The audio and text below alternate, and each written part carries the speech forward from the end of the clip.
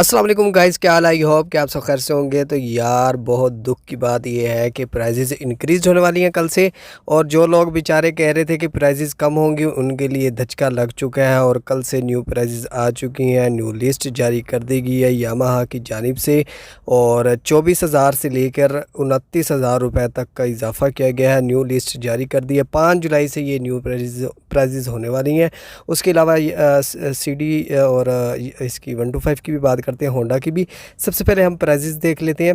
तो Yamaha YB125 जी की बात की जाए तो 24,000 इंक्रीज़ हुआ। अब इसकी जो न्यू प्राइस है कल से आपको मिलेगी 3,80,500।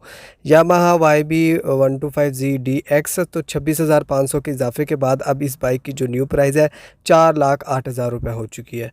YBR125 रेड ब्लू ब्लैक, इसमें 27,500 का इजाफा किया गया। अब इस बाइक की जो न्यू प्राइस है आपको कल से मिलने वाली है 4,19,000 रुपये। YBR125G 29,000 इजाफे के बाद अब इस बाइक की जो न्यू प्राइस है वो अब आपको मिलेगी 4,36,000 रुपये। उसके बाद YBR125G matte dark grey matte orange, और इस बाइक में जो है 29,000 रुपये का इजाफा किया गया है। अब इस बाइक की जो न्यू प्राइस है वो 4,39,000 रुपये हो चुकी है। कल से ये आपको न्यू लिस्ट मिलेगी हर शोरूम के अंदर यामाहा की जानिब से।